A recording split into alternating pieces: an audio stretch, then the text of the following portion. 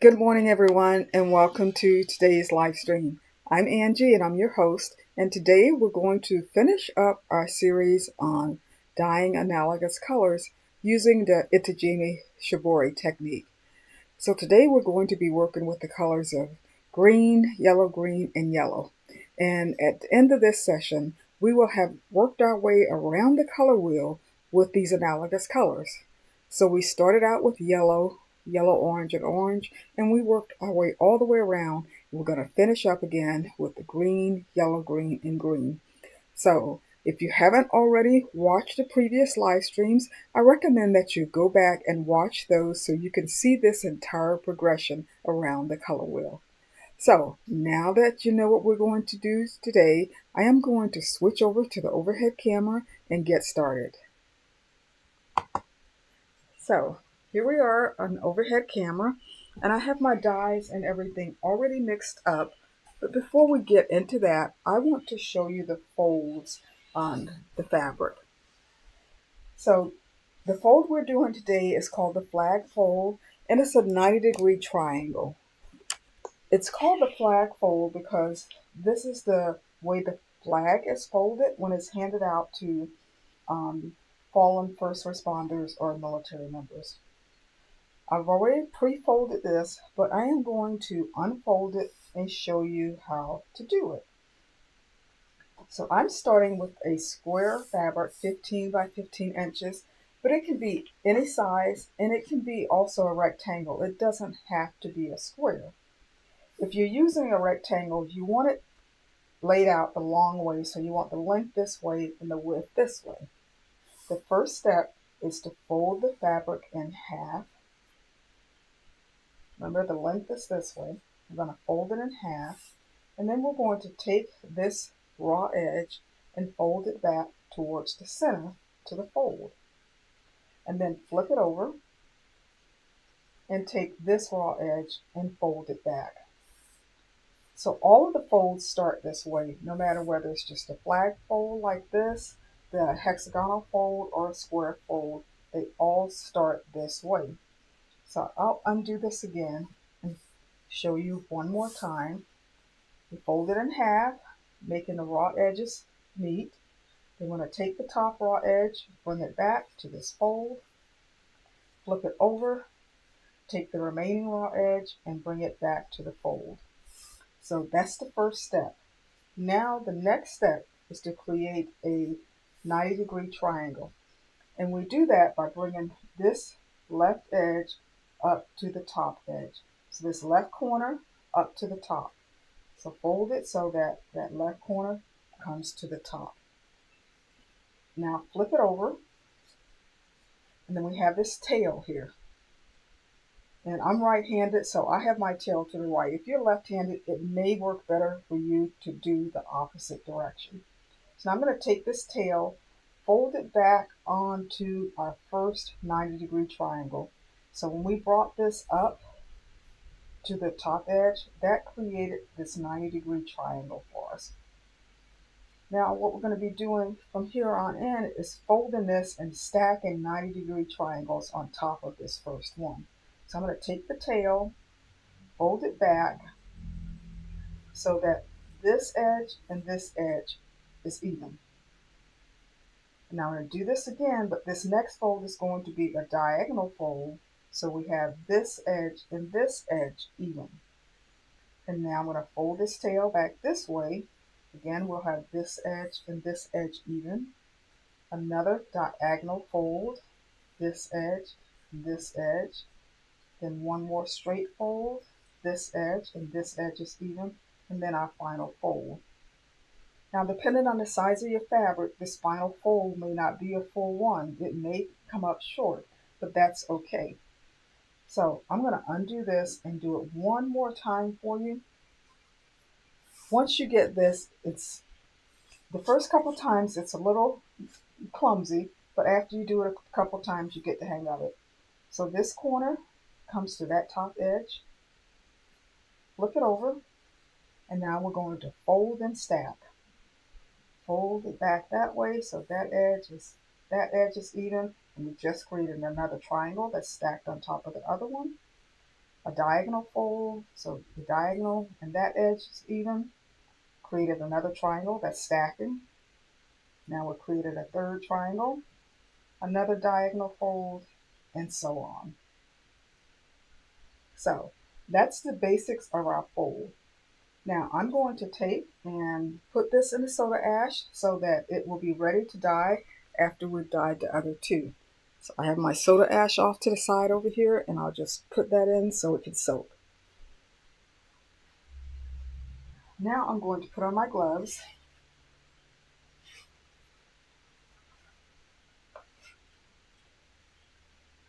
Because I'll start working with the dye next.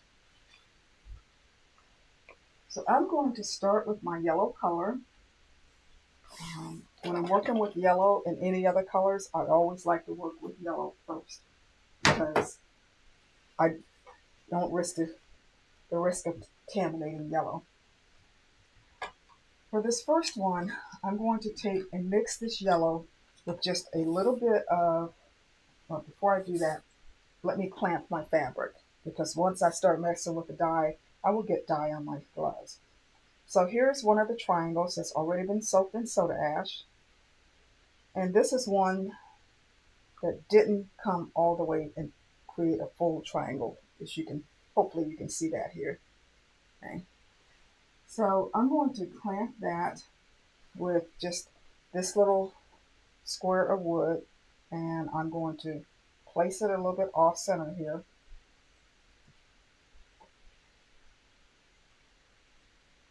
And then using my spring clamps, I will clamp and hold this in place.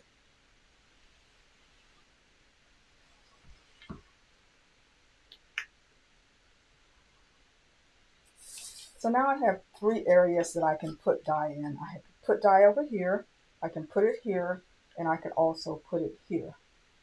I'm going to move this clamp here more to the center so to get more even pressure. So this is my yellow dye, and the dye formula that I use is 1 teaspoon of dye to 1 cup of water. I only made a 1/4 cup here, so it's 1/4 teaspoon to the 1/4 cup of water. And what I'm going to do is pour a little bit of this yellow in my container here. And then I'm going to add some gray to it. And the color that I'll be using for my gray is called neutral gray. And it's a gray that doesn't have a color cast to it, so it's perfect for toning down other colors. I'm going to add a little bit of gray to this. And the thing about using gray with yellow, it does this really weird thing. It turns the yellow to a green. So just going to mix it up. I'm not going to put a lot in it because I don't want it to turn really green because I'm already working with yellow, green, and green. So that was a shock to me the first time I realized that adding gray to yellow would turn it to a green. Now I'm going to take this color and apply it here in the center. And if you hear on the stream, pop in the chat and let me know you're here and say hi.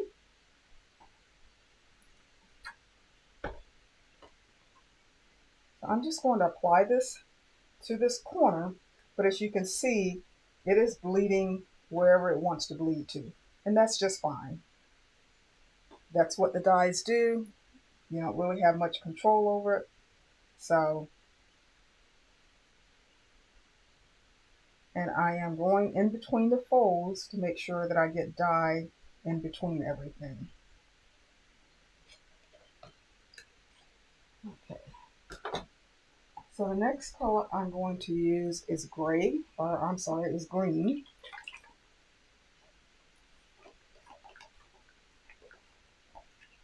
And I think I'm going to apply it to this corner, which already has a lot of this yellow with gray mixed in it.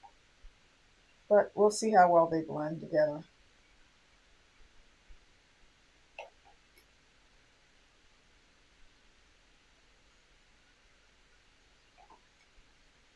So I'm just adding green here, and just like before, I'm going into the folds. And as you can see, the color is bleeding down and spreading and going wherever it wants to go.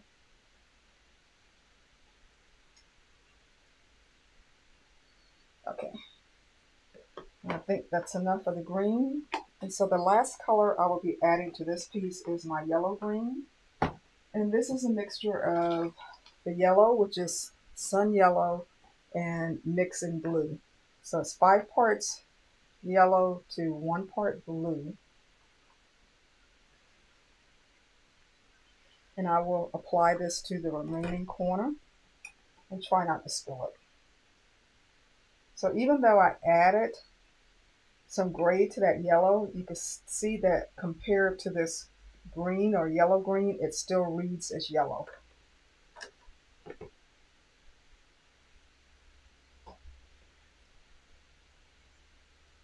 So I'm going to just add this and add it in between the folds.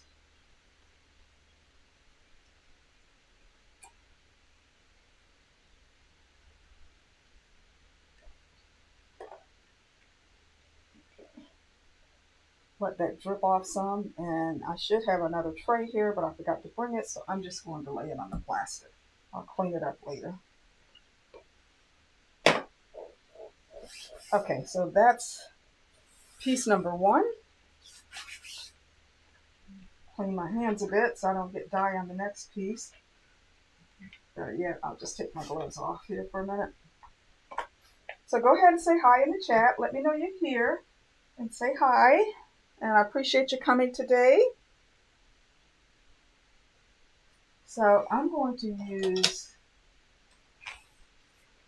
this piece of wood. It's a little longer than or a little wider than the wood strip that I normally use.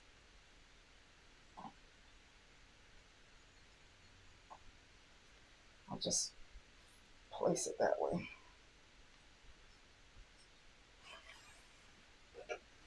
And this piece of wood is shims. It's wood shims. So you can use almost anything as, hi Judy. Thank you for coming. This is your first time, isn't it? I don't remember your name before, but thank you for coming today. And how did you hear about me? Okay, so this is a shim, a wood shim, and I've just placed it across the triangle here. And I don't have 3 distinct areas like I had before, so I will definitely get a lot more bleeding into this one. So I'm going to take this yellow green that we used last and pour some out. Now I'm going to mix some gray in with this. So this color will be toned down. So the gray, it takes and tones the color down a little bit. It's sort of like adding black, but it's not as harsh as adding black to the color. So why don't I put my gloves on before I start doing that? So otherwise I'll walk around with green hands for a few days.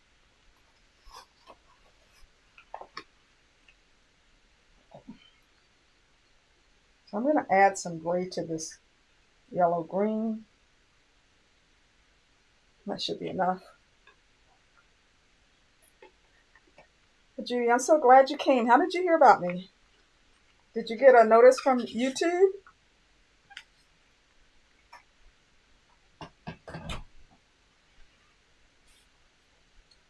You know what?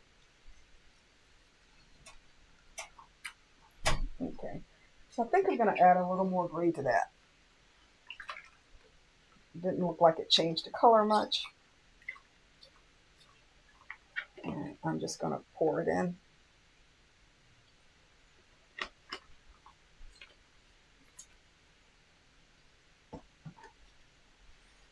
Okay, hopefully that's enough. So I'm not really good at measuring, although when I mix my dyes, I do measure the color or the dye powder because I want to be pretty exact when I'm mixing up my color. But when it comes to doing something like adding the gray to tone it down, unless I'm going for a specific percentage of tonnage, I don't measure. I just do it by eye and I get what I get. And I like doing it that way because it really kind of helps train your eye, I think. Okay, so this is the yellow green. Or is this green? This is yellow green. Okay, now let's do yellow. Good. I'm glad YouTube is finally getting around to recommending some of my stuff or showing it. And I do appreciate you taking the time to check us out. Have you done any of the dyeing before, Judy? So I'm going to put yellow over on this other corner here.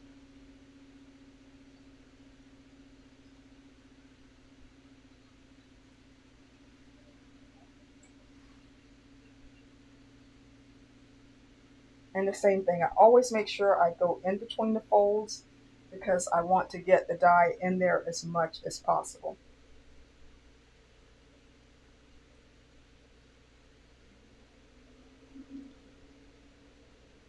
Okay, so now what's next? The green. Let's do green.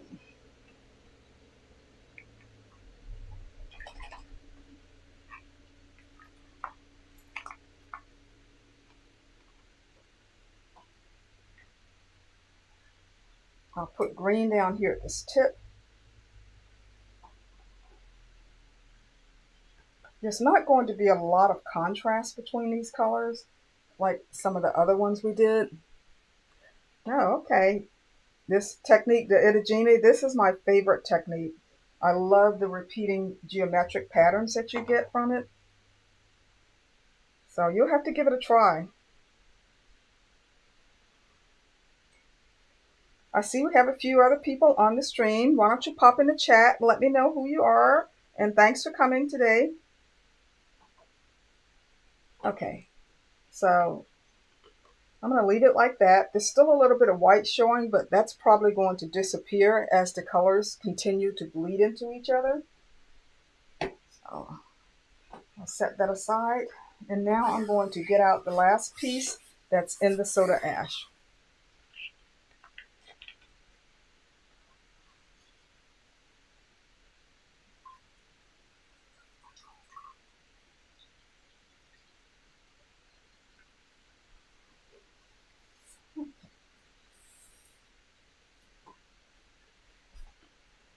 Okay, so I'm going to take this piece and I have some triangles here that I'm going to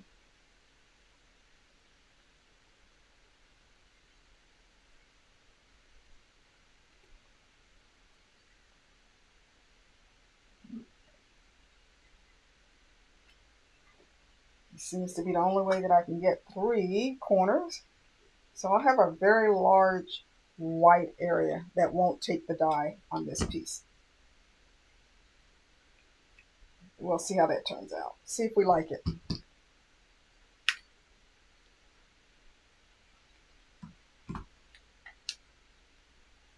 Okay, so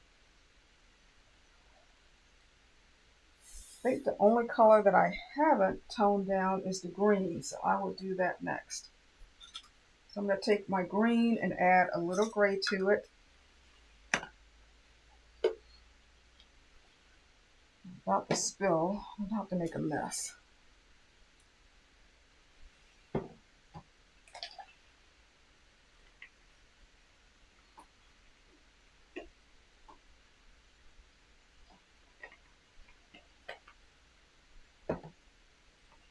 And I think I'm going to put this green right on this little tip that's showing. You can see how much darker that green is with the gray in it. So it's really toned it down quite a bit.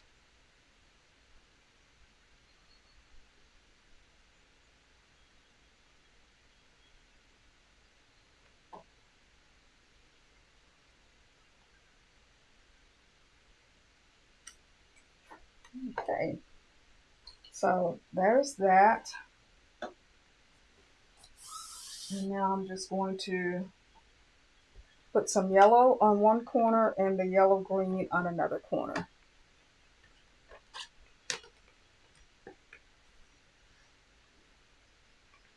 Really messy today.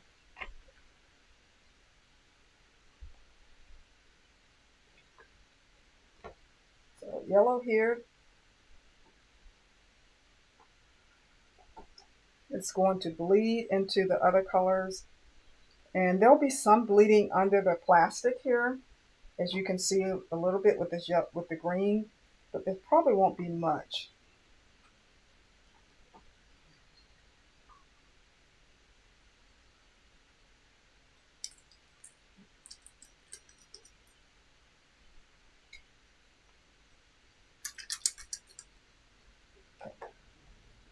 So the last color is my yellow green, and I'll put it on this corner.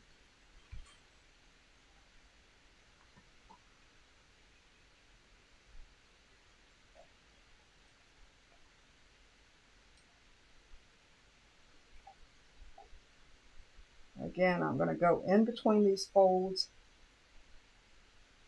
So the fabric I'm using is just plain cotton muslin. It's not a prepared for dye fabric. And if I'm really working on a special project, I will use the prepared for dye fabrics. But a lot of times I do just use plain muslin. Okay. So I'm going to leave that. So all three pieces have had the colors applied to them. And in each piece, I toned down a different color. The first one I started with toning down my yellow. And then I did the yellow green and then the green. So these are all three pieces, and I will leave these to sit overnight.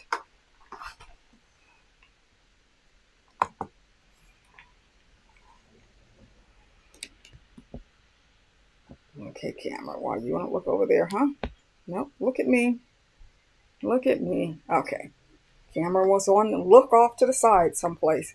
So I will let these sit overnight and for them to cure and batch.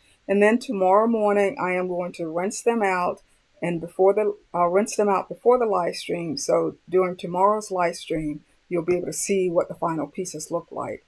So that's really it. It's a quick process, and like I said, this is going to finish up our analogous colors, and I haven't decided what color scheme I'm going to do next. I'm thinking about the split complementary, and there are 12 different split complementary color schemes, and I don't think I'll be doing all 12 of them, so I'll have to decide. Judy, this is non-bleached. If you do use the bleach, I'm sorry, this is bleached. If you use the non-bleach, it will affect your colors because that already has kind of a beige undertone to it, a beige color to the fabric. So I generally, when I'm dyeing, I use bleached so that I'm starting out with a whitish fabric. If I'm doing rusting, if you haven't watched any of my rusting videos on the channel, go back and watch those. I will start off with the unbleached. Hi Diana, how you doing? Thanks for coming today. So you can always watch the replay. So I appreciate you taking the time to come. So like I said, next week, I should be here next week. I'm debating whether to take a week off, but we'll see. I'll make a post. So if I do take a week off, you'll know it. But I'm thinking about doing the split complementary color schemes next time. I won't do all 12 of them, but thank you, Judy. Thank you. But I will probably do 4 to 6, so we'll have to see how that goes. But guys, that's it for today. Tomorrow, I'll be rinsing them out and showing you the final results during the live stream. So I do hope you get a chance to come back and watch me tomorrow. But I really appreciate you being here today, okay? So have a beautiful day, and bye-bye. Thank you, Diana.